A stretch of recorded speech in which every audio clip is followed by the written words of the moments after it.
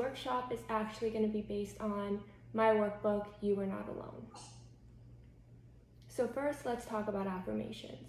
Affirmations are commonly known as the I am statements.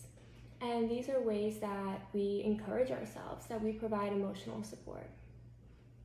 So first of all, how you talk to yourself matters. We are constantly talking to ourselves. With that voice in our head that tells us we're not good enough, or that we can't do this, or that we can do this, or that things will get better. That voice is always in our head, telling us who we are and what we can and can't do. So affirmations are that form of positive, encouraging self-talk that helps us counter those negative voices in our heads. So when you say an affirmation, you're actually using a form of emotional support for yourself. You're showing up for yourself. So it's really important that we are kind to ourselves, because there are these voices in our head that are negative. We criticize ourselves. It's human nature. It's normal to criticize yourself because a lot of times we fear what people might think of us. We fear that we might not fit in.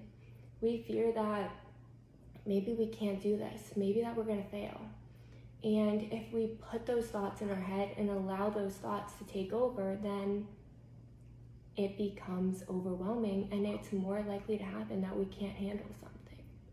So by talking to ourselves the way we would talk to a friend, we're actually providing that support that we need. In a podcast episode I did with this amazing human, Jeremy Green, he made me name my inner critic. So that voice in my head that was mean to me, that was telling me everything I couldn't be, everything I couldn't do, I had to give that voice a name. And that way, when I had a name for it, I could silence it.